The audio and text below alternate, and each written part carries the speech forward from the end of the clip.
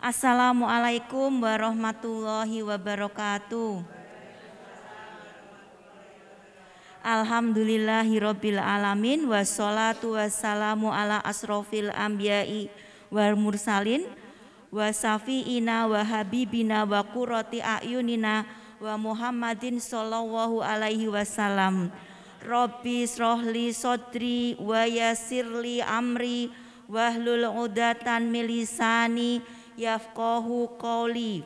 Rabbi zidni ilma warzuqni fahma, amin ya robbal alamin. Matur nuwun sanget nggih Bapak Ibu sekalian yang sudah meluangkan waktu di hari Jumat yang penuh berkah ini. Setelah tadi berolahraga, kemudian kita sudah menghilangkan keringat. Saat ini kami dari tim pengabdian masyarakat dari Universitas Islam Sultan Agung, dari amanah diamanati oleh LPPM ya, Lembaga Penelitian dan Pengabdian Masyarakat dari Universitas Islam Sultan Agung, ingin berbagi ilmu. Mengapa perlu berbagi ilmu nggih? Karena yang pertama itu kami sebagai dosen dan dokter juga itu harus melakukan tridharma perguruan tinggi. Ya, tridharma perguruan tinggi itu berarti harus mengabdikan ilmu. Ilmune mboten nggih sinau tok nggih, tapi juga harus di istilahnya Jawa niku dicakke di masyarakat tuh bagaimana. Nanti materi ini tadi memang tentang puasa Ramadan. Ya, diklik lagi Mas. Tentang puasa Ramadan memang masih agak lama nggih, tapi kemarin pengalaman yang lalu-lalu itu ada pasien-pasien saya niki wonten ingkang pasienipun kula. Oh alhamdulillah, tapi sehat-sehat sedanten nggih. Nggih, sehat-sehat sedanten. Nah, ini pasien-pasien saya yang datang itu biasanya, "Dok, bulan kemarin itu Ramadan tahun kemarin ya Allah blas mboten saged poso. Sewulan nutuk mboten saged poso. Pripun nggih, Dok? Kula nek ngonten niku, padahal kula kan kepingin poso, nggih." Nah, setelah dikasih edukasi bar niku kemarin waktu bulan itu ya hari raya, "Dok, alhamdulillah sangat niki bulan niki saged poso. Saged poso nutuk berkat ada edukasi dari saya dan tim ini, ada mahasiswa-mahasiswa saya yang semua saya kerahkan, saya terjunkan semua untuk melakukan edukasi satu persatu pasien-pasien ini pun supados nopo? Supados bisa melakukan puasa Ramadan 1 bulan penuh. Kula nggih terharu. Ya Allah, alhamdulillah. Berarti bisa membantu pasien baik itu menggapai kebahagiaan dunia dan akhirat. Nah, saat puasa niku sing saged poso niku sinten to? Nah, niku mangken wonten gimana caranya berpuasa pada penderita DM agar tetap sehat. Niki wonten penderita DM.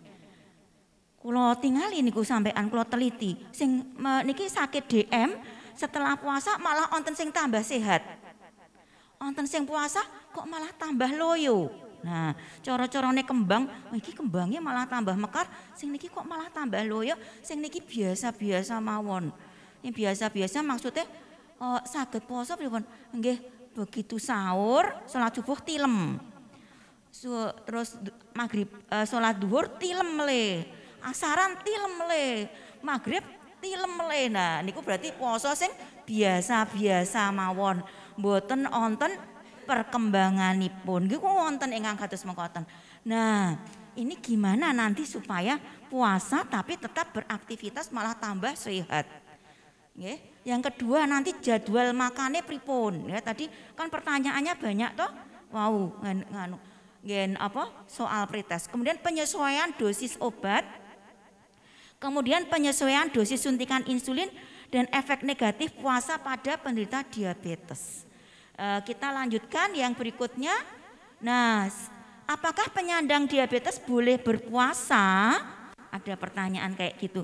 Ya boleh, malah ada yang, "Dok, pokoknya oleh mboten oleh kula tetep ajeng poso." Padahal terkadang apa? Terkadang janjane niku dosis obatnya sudah tinggi, pasiennya sudah yuswa, tapi karena niat lillahi ta'ala nawaitu niku ternyata nawaitu niku pun 50% ki ambak lho niku. Nah, ditambah niki pengetahuan bagaimana supaya bisa berpuasa Ramadan dengan baik.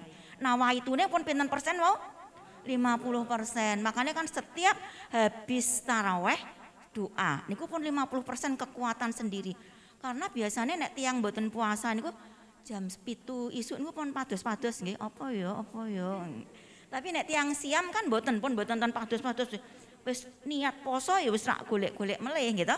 Nah, kemudian ada kelompok tertentu yang dapat menimbulkan resiko sehingga perlu konsultasi. Nah, ini ingkang pasien-pasien kula pun hebat-hebat. 1 bulan atau 1,5 bulan sebelum puasa Ramadan itu berarti bulan apa nggih niku? Ruah nggih, ruah niku bulan ruah niku pun belajar sih puasa sunat dibanyain. Itu jadi perintah sunatullah niku sudah sesuai dengan kedokteran. Sebelum masuk ke puasa wajib latihan sih, nggih, latihan puasa sunahin.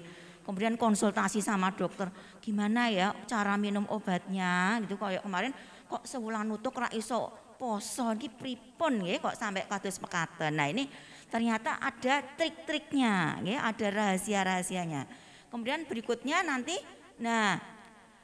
resiko yang terjadi kalau tadi orang berpuasa itu tidak konsultasi dulu, tidak ada persiapan dulu, ujuk-ujuk gitu. Mboten ngangge poso sunat, ujuk-ujuk poso Ramadan 12 hari itu ternyata apa? Bisa terjadi kekurangan cairan atau trombosis itu penjendalan darah. Tiba-tiba darahnya sing tadinya lancar, wah ini kan 14 jam enggak dapat minum. Langsung mak jegagi mandek darahnya. Nggih nek meng mobil iso didorong nggih, nek darah mandek ajeng dinapake gitu. Nah, niku kekurangan cairan dan trombosis bisa kalau menyumbatnya cuma di kaki paling cekot-cekot kakinya.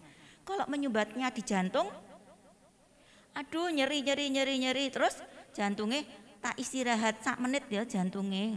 Nah, bablas nggih menawi istirahat 1 menit kan mboten saged. Terus gula darahnya sakit meningkat drastis karena biasanya napa?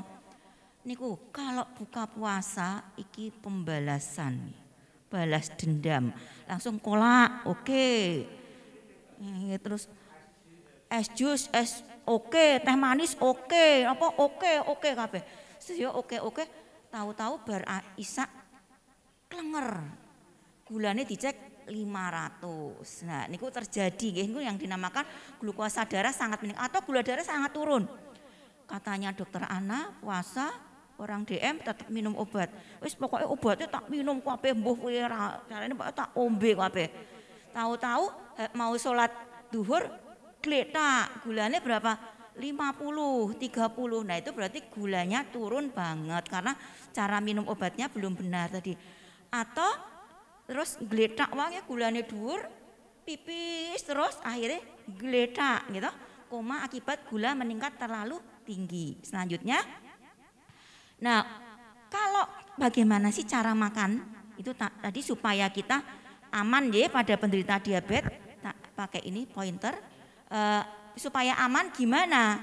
Jadi ini pada orang yang tidak puasa, ini pada kondisi tidak dalam kondisi puasa. Makan itu prinsipnya apa? 3J, jadwalnya harus tepat. Jam 7 tit, jam 10, jam berduhur, menjelang asar ya, habis isya, terus malam. Ini jadwalnya harus teratur. Jadi tiang sakit gula itu tidak boleh tiba-tiba jam 7 makan, kemudian jam 8 ada bakul geduk lewat. Nah, geduk lindri ya. Kita bahas geduk makan lagi ya. Nah, itu tidak boleh karena begitu jam 7 langsung jamu. Jaga mulut ya, jaga mulut. Nunggu jadwalnya baru boleh makan. Makanya ini wonten kerdusan mboten dibagi kirian nggih. Dereng jadwale soalnya. Dereng jame ngampet riyen diampet riyen nggih ngoten niku. Nggih, nah ngoten niku kadang-kadang oh ngoten toh. Jadi supaya tidak terjadi gelombang-gelombang. Jadwal makan 3 kali makan besar, 3 kali makan kecil. Niki jame tertentu snack. Snacknya sebaiknya nopo gethuk nopo jeruk. Nah, bapaknya pun pinter mau leres Pak jawabannya Pak. Leres mau jawabannya bener. Nah, daripada mengkonsumsi makanan-makanan yang tinggi karbohidrat, sebaiknya snack itu yang buah-buahan, nggih. Niki makan besar 3 kali diselingi snack. Snacknya nek buahe bosen nggih didamel salad ngoten. Nah niki porsi makan penderita diabetes kados mekaten. Ini nasinya cukup 1/4 piring. Kemudian proteinnya daging 1/4, niki buah sama sayurnya setengah. Kalau mau pakai susunya susu skim yang tidak mengandung gula dan tidak mengandung lemak. Susu alen nggih boleh, tapi niki mboten nonton pesan sponsore nggih. Nah, nggih, monggo. Nggih, monggo. Nggih. Nah, ini untuk makanan tadi. Nah, bagaimana menu dan jadwal makanan penderita diabetes? Untuk jadwal makan ini harus mengatur porsi makan. Yang makannya buka dan sahur itu adalah 3 kali makan tadi. Yang siang kan enggak. Nah, ini siangnya nanti dioper setelah tarawih, gitu. Terus yang setengahnya lagi dioper nggih takjil. Nggih ngoten niku. Jadi takjil, makan, makanya agak diperbanyak sedikit karena kan cuma 2 kali. Diperbanyaknya tidak boleh lebih dari 1/2-nya ya. Kemudian habis tarawih, terus habis itu tarawih sebelum sahur ngemil sedikit sholat tahajud, terus tetap sahurnya diakhirkan. Mengawalkan buka dan mengakhirkan sahur. Mengatur menu makan, ya menu makannya tetap diatur. Puasa tetap aman, tipsnya memilih menu buka puasa apa? Pilih menu yang rendah gula.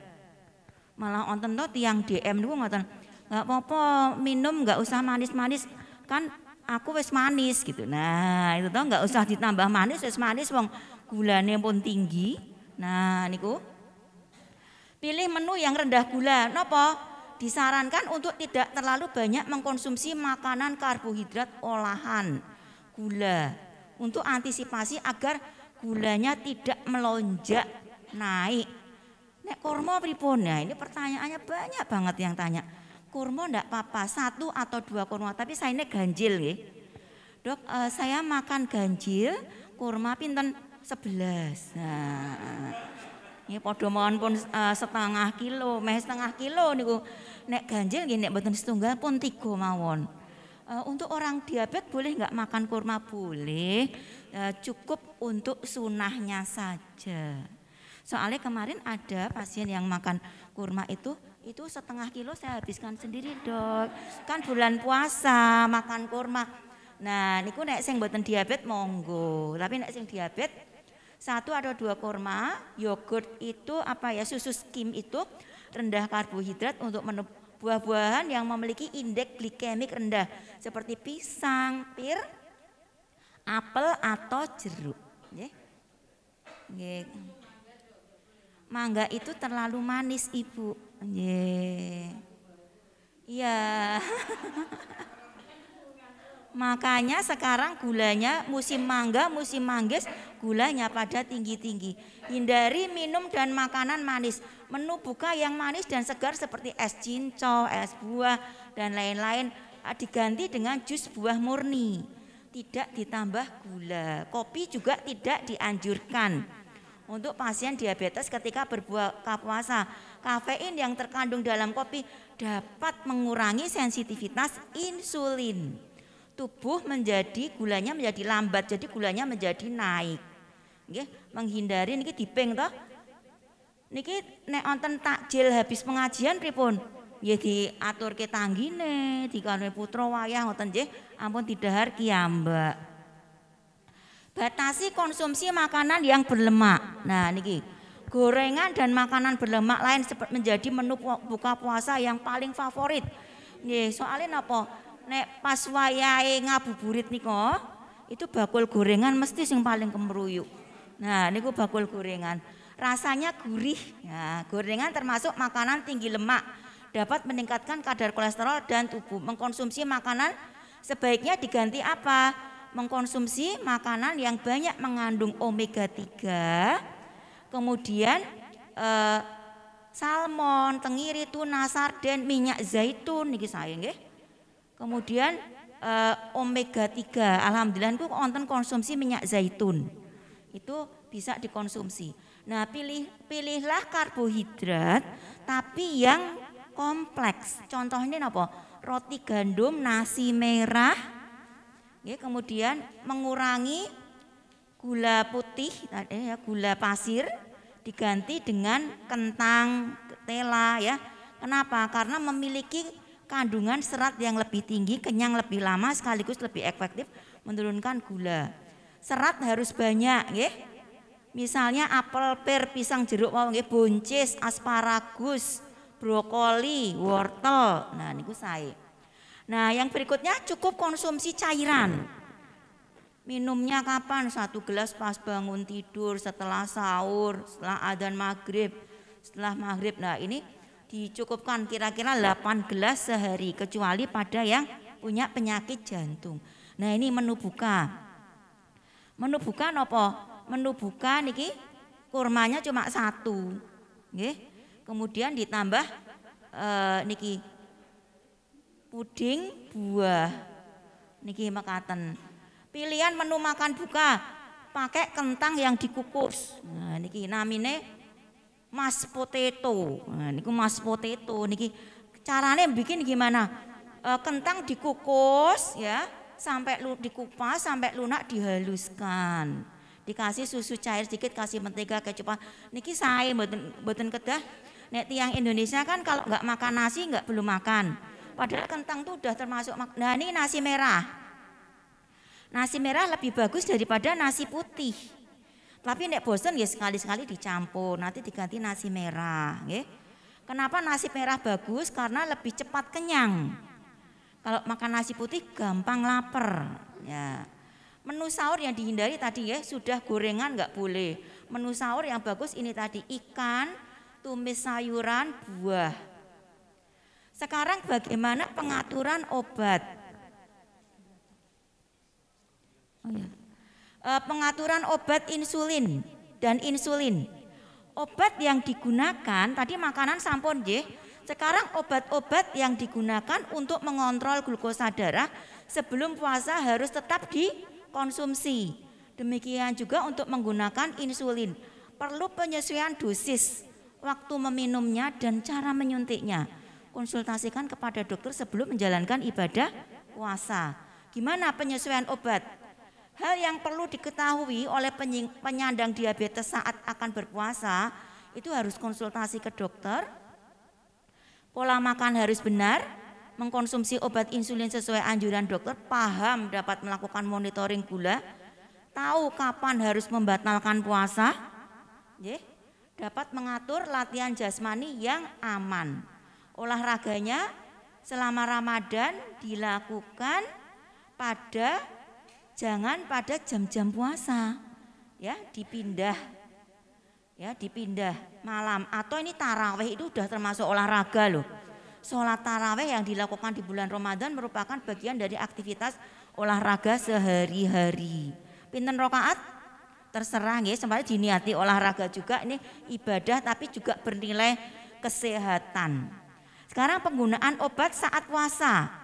Selama bulan Ramadan puasa itu yang tadinya kita minum obat 24 jam, sekarang cuma tinggal 10,5 jam. Terus caranya gimana biar efektif? Caranya ini ya, solusinya biasanya obat-obat yang diminum 3 kali sehari sama dokter diganti sekali sehari. Contohnya obatnya apa? Captopril misalnya. Captopril itu 3 kali sehari diganti dengan obat yang kerjanya jangka panjang. Cukup diminum sehari sekali. Ini tugas dokter ya. Tapi biasanya disampaikan kepada pasien. Jadi nanti minum obat 3 kali sehari itu gimana? Saat buka puasa, menjelang tengah malam dan sahur.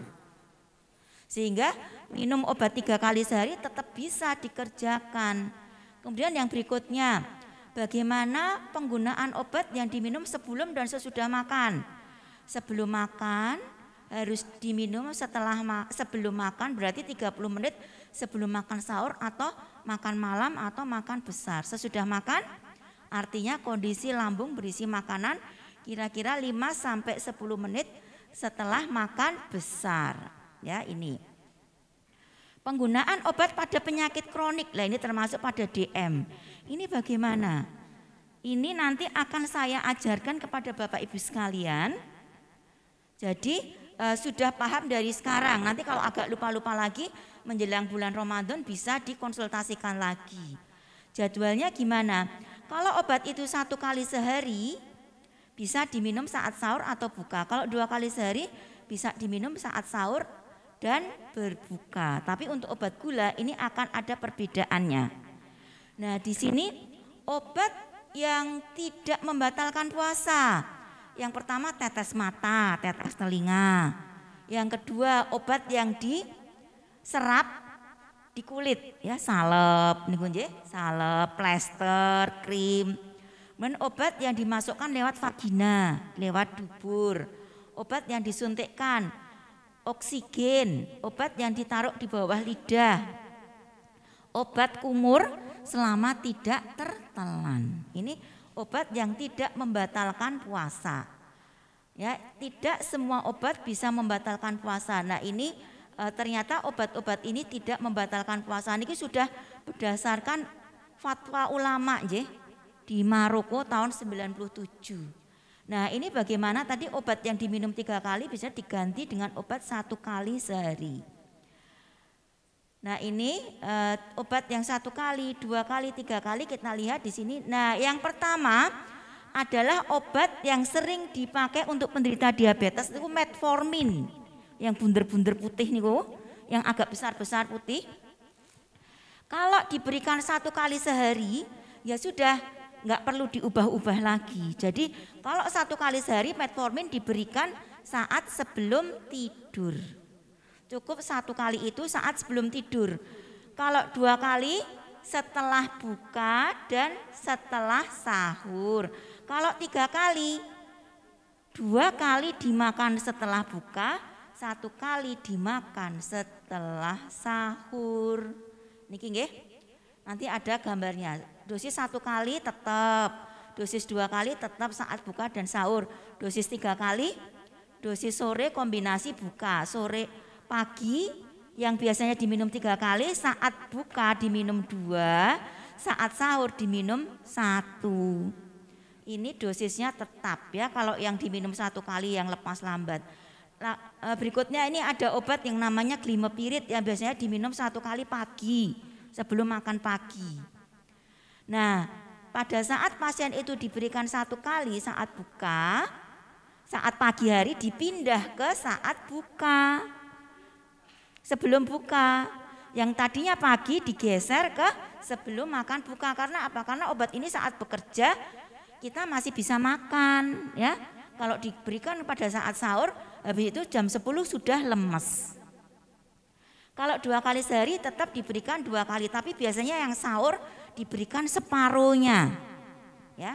Kalau diberikan obat-obat lain itu hampir sama, dan obat yang membuat gula darahnya turun dengan drastis seperti glibenclamid itu biasanya dihindari. Ini contohnya. Sebelum Ramadan 1 kali.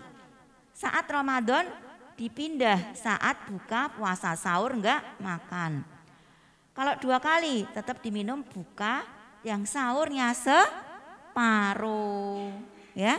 Jadi meskipun dari dokter biasanya sebelum buka puasa sebelum bulan Ramadan itu dikarikan 2 kali, ini berlaku untuk puasa sunat juga ya. Kalau puasa sunat ada obat yang diminum 2 kali sebelum makan pagi sore, dipindah saat buka 1, saat sahur setengah. Ya, ini jenisnya obatnya ini. Kemudian yang metformin tadi, kalau 1 tablet tetap 1 diminum saat buka. Kalau 2 buka sama sahur. Kalau 3 diminum 2 saat buka, 1 saat sahur. Ya, seperti itu. Nah, sekarang kalau cara menyuntik insulin. Cara menyuntik insulin itu harus benar ya, cuci tangan dulu, siapkan pena insulin, siapkan kapas alkohol, putar tombol dosis dengan benar, siapkan area penyuntikan insulin. Areanya di mana tadi bonekanya yang besar? Ini areanya di sini perut, ditempelkan di perut. Ini contoh bonekanya mau kita buka. Bagaimana cara menyuntikkan di perut? Ya, seperti ini. Di sini nggih di perut suntikannya. Kenapa di perut itu yang paling bagus? Karena penyerapannya yang paling bagus. Di perut. Bisa juga di bahu kanan dan kiri. Di paha kanan dan kiri, kemudian di pantat. Tapi yang paling bagus penyuntikannya adalah di perut. Niki perutnya ngeten ditempelke. Nah, ditempelke ngeten niki. Kenapa nggak boleh nyuntik di sini terus? Karena kalau nyuntik di sini terus nanti lama-lama kulitnya bisa tebal. Kalau kulitnya tebal nanti bisa terjadi apa? Nggak bisa meresap. Nah makanya dileti satu jari digeser-geser cara penyuntikannya. Ini cara penyuntikannya seperti ini ya. Saya terangkan secara garis besar karena kita akan belajar bagaimana cara menggunakan suntikan insulin di bulan Ramadan. Karena apa? Penyuntikan insulin bisa mengakibatkan gula darah ngedrop, ya toh? Ngedrop atau hipoglikemik. Orangnya kejang-kejang, gemetar, berkeringat, gelisah, nggak sadarkan diri, denyut jantungnya meningkat cepat, deg-degan ya. Nah, untuk penyuntikan insulin ini yang biasanya disuntikkan 1 kali diberikan saat berbuka puasa. Enggak ada masalah yang suntikan 1 kali. Memang sebenarnya penderita DM itu enggak semuanya boleh puasa sebenarnya. Karena apa? Kalau yang dapat suntikan 4 kali, pagi, siang, sore tambah malam, itu kadang kasihan ya, karena kondisinya udah berat. Tapi karena saking kuatnya nawaitu itu tadi, ada pasien saya yang nawaitu, padahal penyuntikannya 4 kali tetap dia bisa menjalankan ibadah puasa, tapi konsultasi dulu dengan dokter, nanti akan kita edukasi seperti ini. Kalau insulinnya biasanya diberikan 2 kali sebelum makan pagi dan setelahnya, itu yang sahur, saat sahur itu cukup diberikan setengah dosis. Misalnya dosisnya 20 pagi, 20 sore, berarti yang pagi 20, yang pagi dipindah ke buka, yang sore dipindah ke sahur, kemudian cuma dosisnya dikurangi separuhnya. Nanti ada gambar peragaannya ya. Nah ini juga pokoknya yang waktu suntikan sahur itu harus dikurangi, nggak boleh full dosis. Kalau tadinya 10 dosis ya jadi 5 atau 8, nggak boleh benar-benar 10. Nah sekarang insulin yang campuran yang warnanya putih susu itu kalau cuma 1 kali sehari nggak apa-apa. Dari yang tadinya pagi diberikan dipindah ke sebelum makan buka. Yang 2 kali tetap diberikan saat makan buka, dosisnya tetap. Yang saat makan sahur diturunkan menjadi 50%. Yang 3 kali ya dihilangkan, yang siang dihilangkan jadi cuma 3 kali. Setelah itu harus rajin cek gula darah. Kalau udah punya alatnya seperti ini ya, ada beberapa pasien saya yang sudah dikirimi gratis alat cek gula darah ke rumah. Kemudian bisa ngecek saat bulan puasa, saat melakukan puasa, sebelum sahur, pagi hari kok tengah hari kok lemes ya, dicek aja berapa. Sore hari saat sebelum buka, 2 jam sebelum buka, dan kapan saja kalau udah mau gelir mau jatuh, mending dicek aja supaya tahu. Kapan membatalkan puasa? Dibatalkan puasanya apabila gula darah terlalu rendah, kemudian gula darah terlalu tinggi, dan bila penyakit penyerta memburuk.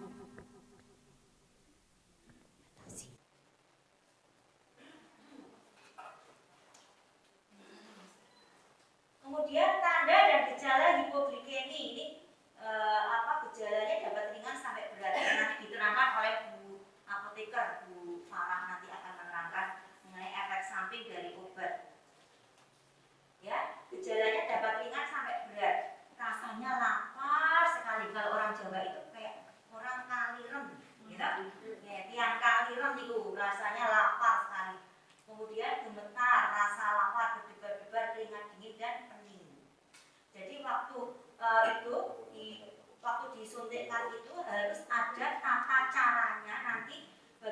mengurangi dosis insulinnya.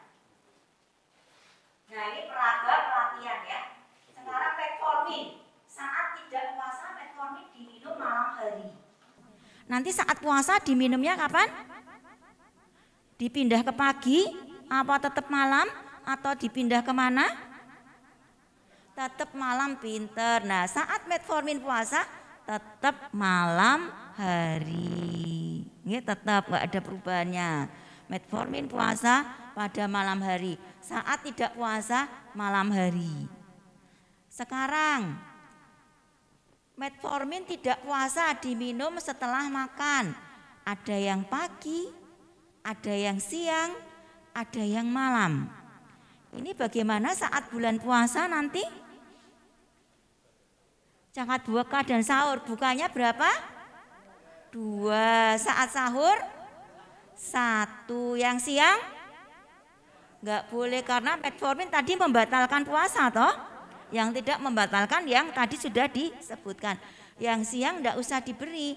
Sahur 1, setelah makan sahur, setelah makan buka diminum 2, yang siang tidak usah. Sekarang berikutnya ini ada obat namanya glikasid diminum pagi dan malam.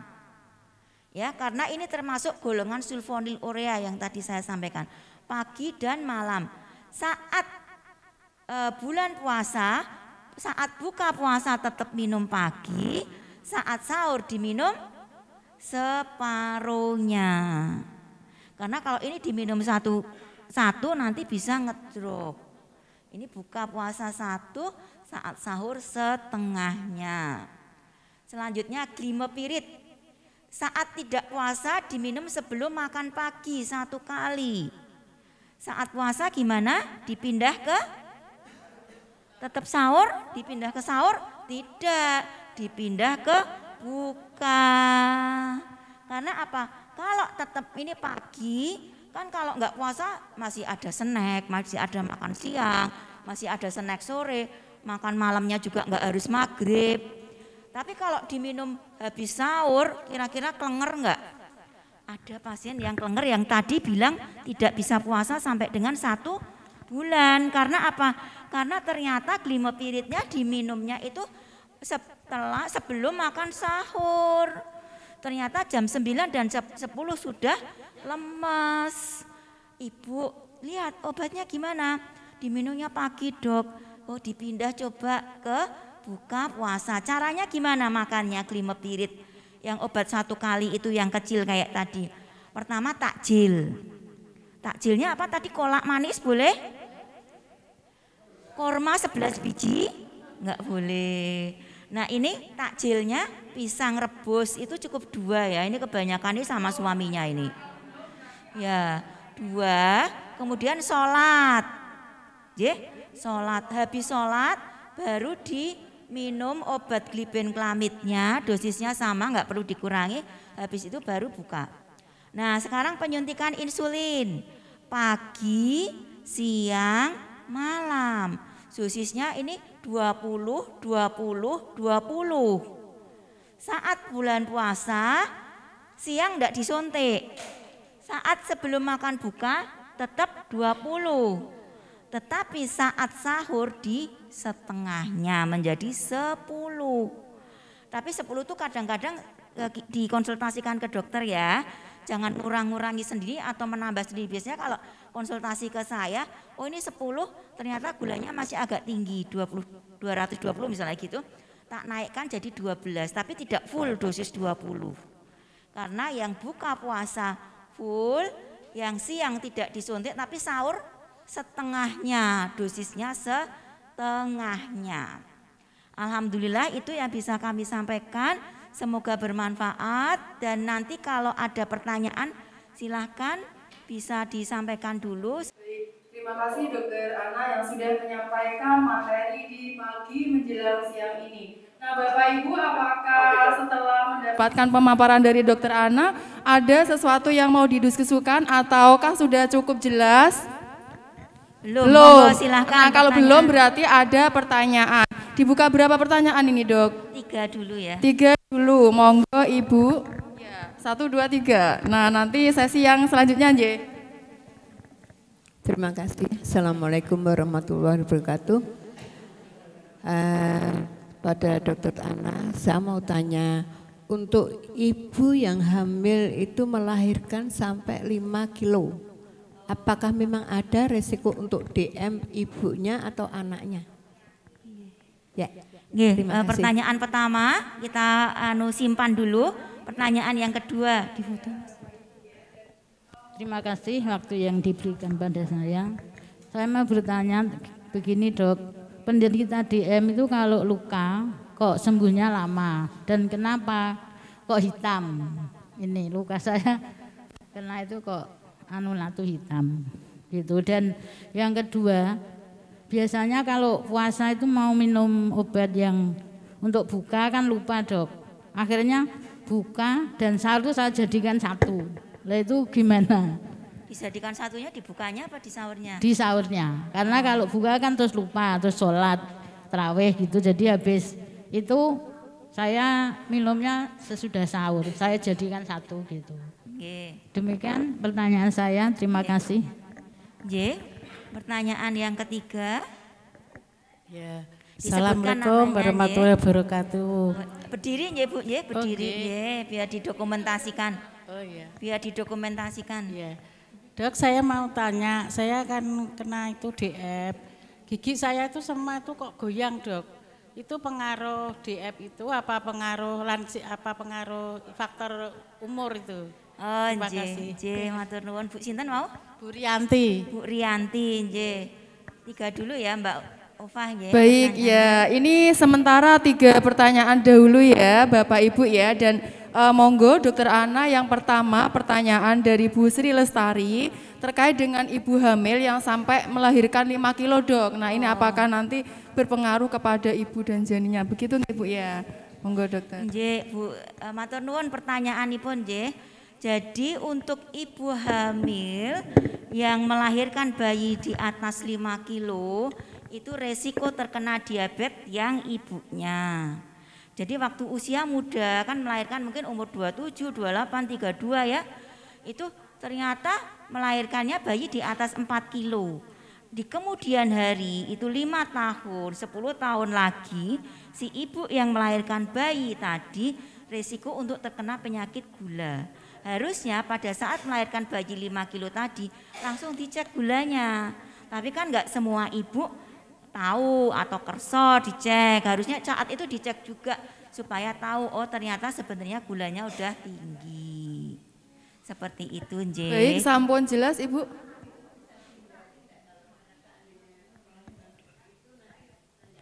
Nje. Nah, itu bisa dicegah, caranya dikontrolkan rutin, cek gula darahnya dengan gaya hidup dan makan makanan yang dianjurkan untuk mencegah penyakit diabetes tadi. Mekaten nggih. Tetap bisa dicegah insya Allah. Sudah puas dengan jawaban Dokter Ana ya Ibu ya. Baik. Untuk pertanyaan yang kedua dari Bu Sri Nurini, yaitu yang pertama terkait luka, Dok, dan yang kedua terkait dengan obat yang minum dijadikan satu saat Ramadan. Nah, kenapa penderita diabetes itu lukanya sulit sembuh dan lukanya menghitam dan malah kadang-kadang harus dipotong, dan kalau sembuh juga tetap hitam, karena istimewa sekali gula itu pada penderita gula itu, gula di dalam pembuluh darahnya itu tinggi. Coba kita bandingkan antara air putih dengan air putih yang ada gulanya. Itu kan lebih kental yang mana, Bu? Yang ada gulanya. Nah, itu yang terjadi di dalam pembuluh darah pasien diabetes yang gulanya tinggi. Apalagi gulanya 300, 400, dan gula tinggi itu pun juga tidak cuma dalam waktu sehari 2 hari ya, bisa seminggu, sebulan, setahun. Lama-kelamaan saluran pembuluh darahnya itu penuh dengan gula dan gulanya nempel di pembuluh darah jadi kerak. Sehingga aliran darah ke kaki itu terhambat. Jadi kekurangan makanan, kekurangan oksigen, kalau luka enggak sembuh-sembuh karena suplai untuk penyembuhan luka itu sangat rendah. Suplainya enggak ada. Jadi seperti itu sehingga luka sulit sembuh. Bahkan lukanya kulitnya juga hitam karena apa? Suplai oksigennya kurang karena penyumbatan tersumbat oleh gula. Gulanya itu enggak cuma menyumbat saja tapi dia jahil. Ada lemak di bawah, ada lemak di jawil, ada apa di jawil. Jadi semuanya ikut menyumbat bersama-sama, tidak hanya gula aja tapi juga lemak, juga kerak-kerak dari trigliserid ya. Pembuluh darahnya juga jadi kaku. Nah, itu jadi lukanya menghitam. Seperti itu. Jadi pembuluh darah pada penderita DM itu harus diperbaiki dengan cara gulanya diturunkan, kolesterolnya diturunkan, tekanan darahnya juga diturunkan supaya pembuluh darahnya tidak kaku, tapi lentur, elastis. Saat membuka ya membuka, menutup ya menutup, tapi ini nyekengkeng gitu terus. Jadi makanan yang masuk ke kaki kurang. Ya, seperti itu Bu, pertumbuhan kurang bagus. Yang kedua, makan kok obat kok dijadikan satu. Napa mboten lemes Ibu? Puasa. Kayak ini tadi padahal puasa ya. Ini kan nggak boleh tadi Ibu. Bahkan buka puasa makannya satu pada sebelum puasa pagi dan malam. Itu saja harusnya kan satu-satu. Kalau sahur itu cuma setengah. Kalau pas buka tadi lupa ya sudah diikhlaskan saja, nggak usah diminum obatnya, cukup minum setengah. Tapi besok lagi ndak boleh lupa. Sampun didadoske setunggal, mboten angsal, ya. Nanti kaget tubuhnya. Wah, iki apa ini? Kaget karena terlalu tinggi dosisnya kalau dijadikan satu. Katen nggih.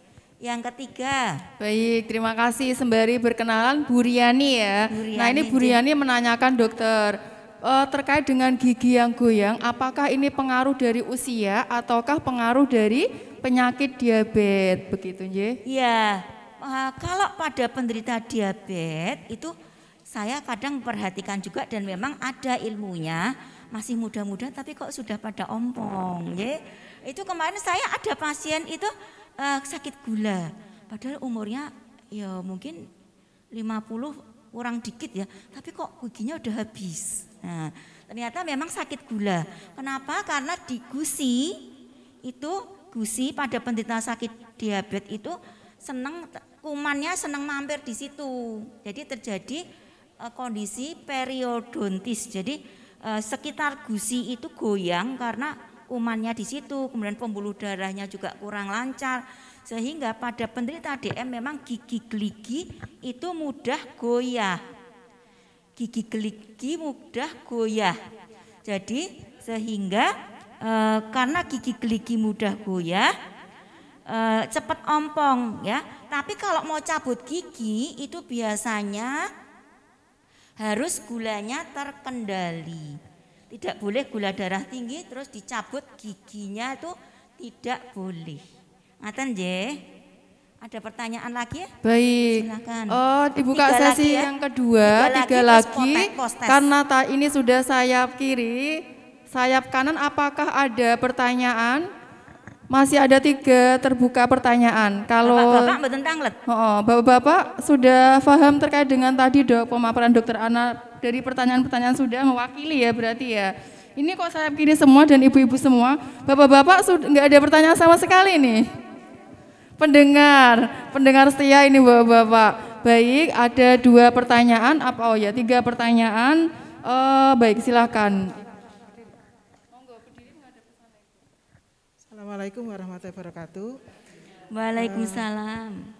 Dokter Ana, yang mau saya tanyakan, selama ini saya kalau ada Ibu tes sinten, Bu Sri Wulandari,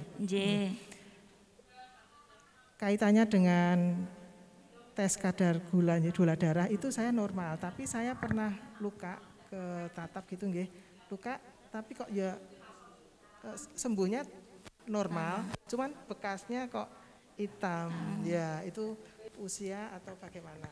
Gulanya normal ya Ibu? Normal, selalu normal itu, alhamdulillah.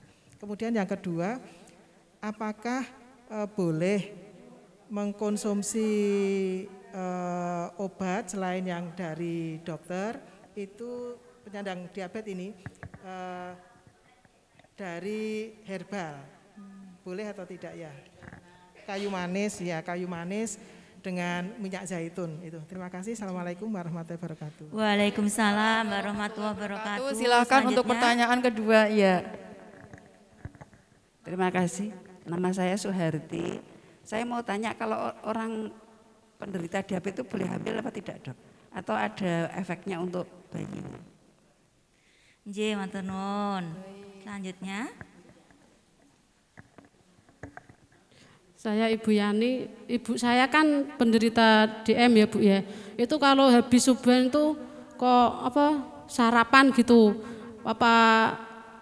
Lapar iki pas waktu itu lho Bu, sarapannya habis subuhan, kadang jam 6 gitu. Belum minum obat langsung sarapan? Ya minum obat dulu terus sarapan. Karo malam kan saya tanya, wong saya nak malam ndak makan kan gitu. Jadi kalau habis subuhan itu mesti lapar sarapan gitu. Lah itu gimana Bu? Gitu. Baik, terima kasih. Sudah ada 3 pertanyaan, Dokter. Yang pertama dari Bu Sri Wulandari, pertanyaan yang pertama, beliau cek gula darah normal, gula darahnya normal, terus ada luka, sembuhnya juga normal, tetapi bekas lukanya itu berwarna hitam. Oke, Bu Sri Wulandari, alhamdulillah menaik sehat. Tapi memang yang namanya kulit menghitam itu enggak selalu harus dari diabetes. Bisa karena usia ya, juga bisa karena faktor elastisitas pembuluh darah yang sudah mulai terganggu. Bisa juga. Jadi memang harus diantisipasi ya. Mungkin mengkonsumsi vitamin E ya, atau makanan-makanan tadi yang disampaikan seperti Ibu kan tadi bilang minyak zaitun ya. Nah, untuk pasien DM maupun yang tidak DM, kita kalau mengkonsumsi makanan atau obat-obat herbal itu harus bijak. Saya pribadi tidak menganjurkan konsumsi obat-obat herbal kalau tidak disetujui oleh pemerintah atau kebijakan yang resmi. Kalau sudah ada kebijakan yang resmi monggo. Tapi terkadang kalau herbal itu kalau nggak resmi ternyata dicampur ini, itu. Nah, efek sampingnya di campurannya. Tapi kalau yang minyak zaitun murni itu insya Allah aman karena itu adalah obat yang ada di Al-Quran. Ya. Obat yang ada di Al-Quran itu mantep ya. Kurma itu sebenarnya ada di Al-Quran tadi boleh kan, makanya sunnah, zaitun dan lain sebagainya monggo dikonsumsi itu bagus dan penelitiannya sudah ada kalau zaitun itu untuk memperbaiki kulit ya, untuk memperbaiki pembuluh darah tetap elastis ya. Alhamdulillah saya termasuk orang yang mengkonsumsi zaitun itu sampai 7 tahun ini saya sudah konsumsi. Ibu saya juga, jadi karena kita yakin ya dengan Al-Quran sudah mengeluarkan, bahkan ada suratnya ya, watini wazaitun. Nah itu bisa dikonsumsi boleh, tapi tetap didampingi dengan itu sebagai pendamping untuk antioksidan, tapi obat utamanya tetap dikonsultasikan kepada dokter. Mangkaten Ibu. Beda, nggih benten. Yang dikonsumsi dengan yang dioles beda. Nggih benten. Yang untuk konsumsi, nggih leres. Nggih mekaten. Baik, ya. matur suwun Dokter. Untuk pertanyaan kedua dari Bu Suherti. Nah ini pertanyaannya, apakah orang dengan diabetes aman ketika hamil, Dok? Ya boleh hamil apa tidak gitu ya. Orang DM boleh hamil kalau ada suaminya ya Bu. Nah ini ada suaminya gimana? Enggak apa-apa loh. Ini DM hamil ya enggak apa-apa Bu, ada suami. Tapi besok lagi cerita sama saya dulu ya kalau mau hamil ya kan nggak pakai cerita sama dokternya. Nah memang harus ada persiapannya sebenarnya. Gula darahnya terkendali dulu, dipersiapkan sebaik-baiknya rahim seorang ibu yang akan hamil. Gula darahnya bagus baru hamil. Tapi kalau udah terlanjur enggak apa-apa. Tapi obatnya tidak boleh menggunakan obat-obatan ini.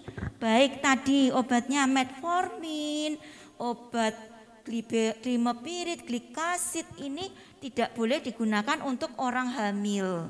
Ya, orang hamil itu kalau DM sebelumnya udah diabetes, kemudian hamil itu pertama adalah memperbaiki pola makan. Ya, kalau dengan pola makan gula darahnya nggak turun, baru diberikan suntikan insulin.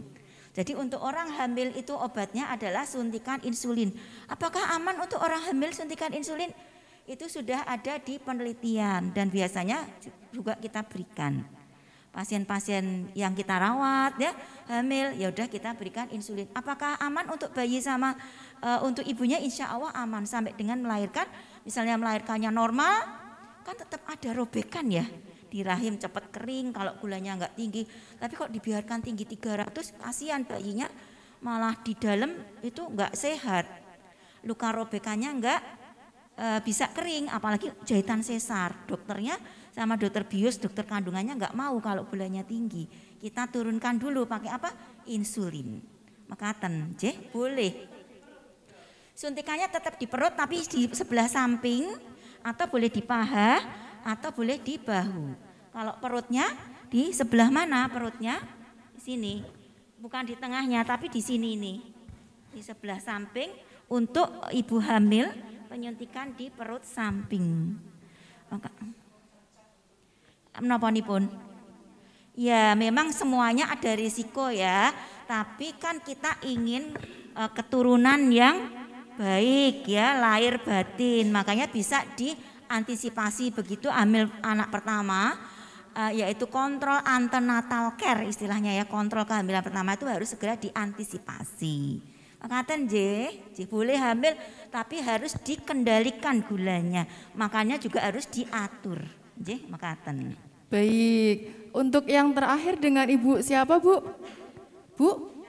Bu Yani. Nah Bu Yani ini ibunya setiap habis subuh itu sudah lapar dan sudah dahar. Nah ini apakah memang orang dengan DM itu laparnya itu di waktu subuh itu ataukah bagaimana Dok? Iya, jadi untuk orang DM itu pada dasarnya memang ada keluhan yang dinamakan polifagia. Mudah lapar ya, tidak hanya waktu subuh tapi hari-hari, karena memang di dalam otak itu disetting makan seperti itu ya. Jadi kepingin makannya pun juga bukan makan yang biasa tapi makan manis gitu. Jadi itu namanya ketagihan makan manis. Nah dengan ketagihan makan manis tadi jadi mudah lapar, tapi mungkin ibu tadi berusaha malamnya nggak makan, pagi dirapel. Boleh enggak seperti itu? Tidak boleh. Jadi makan harus 3J tadi. Jadwalnya teratur, porsinya kecil. Jadi kalau gulanya itu naik tidak membuat gelombang tsunami ya. Gelombangnya kecil. Kalau makannya ini dirapel, wah, nah pas gelombang tinggi itu gula tinggi itu bisa merusak pembuluh darah, baik yang ada di mata menjadi kebutaan, di ginjal menjadi gagal ginjal, di jantung penyakit jantung, di otak penyakit stroke. Kalau ada gelombang tinggi, dia bisa menggerus pembuluh darah, rusak pembuluh darahnya. Itu karena gelombang-gelombang gula yang tinggi tadi. Jadi sebaiknya bagaimana? Ya atur jadwal makan sesuai dengan ini tadi, jamnya.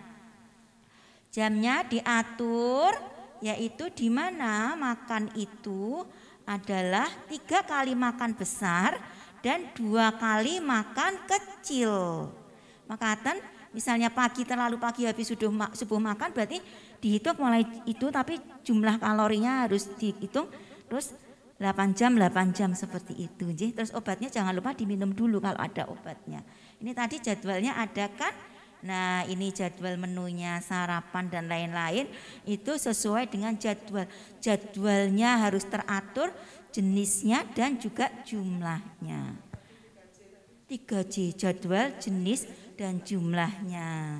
Tidak ada pantangan jadwal, makan yang terlalu strict. Tidak ada makanan yang terlalu strict, adanya adalah pembatasan makan. Baik.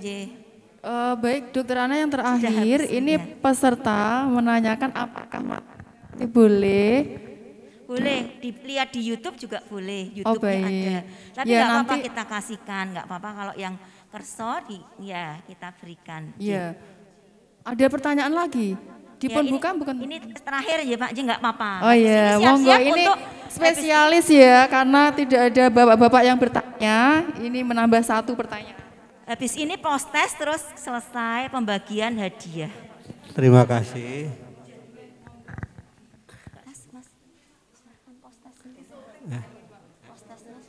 Pas tes.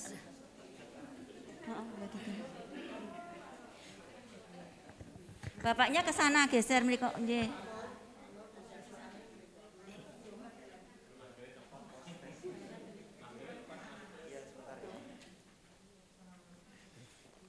Assalamualaikum warahmatullahi wabarakatuh.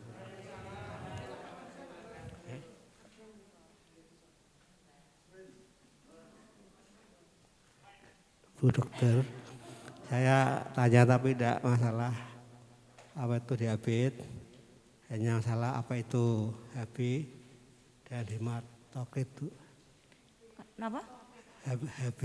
HB Dan hematokrit. Hematokrit. Oh. Terima kasih. Hematokritnya berapa Assalamualaikum bapaknya? warahmatullahi. Tinggi. Rendah. Rendah dok. HB-nya rendah. HB-nya rendah, hematokritnya rendah. Oh. Tapi agak lemes deh Pak. Terima kasih dok. Nggih, matur nuwun Bapak. Waalaikumsalam warahmatullahi wabarakatuh. Alhamdulillah. Matur nuwun nggih Bapak. Baik dok, nggih. Bapak asmanipun tadi Pak sinten Pak? Pak Nurhan dok menanyakan apa itu HB, hemoglobin dan hematokrit dok. Iya, terima kasih Bapak. Bapak itu kelihatannya sering cek laborat ya Pak ya. Di situ ada HB, eritrosit, hematokrit. Nah HB itu adalah salah satu senyawa yang ada pada darah merah yang di dalamnya itu dan dia membawa oksigen. Dia mengikat oksigen untuk disebarkan ke seluruh tubuh.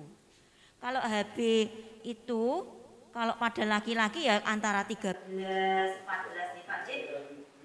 Kalau Bapak 9,9 itu dinamakan anemi. 9,0 itu anemi atau kekurangan darah. Karena apa? Jadi oksigennya kurang. Biasanya oksigen yang paling kurang, yang paling sering itu masuk ke otak. Jadi gimana? Gampang ngantuk, gampang capek, gampang lupa gitu ya.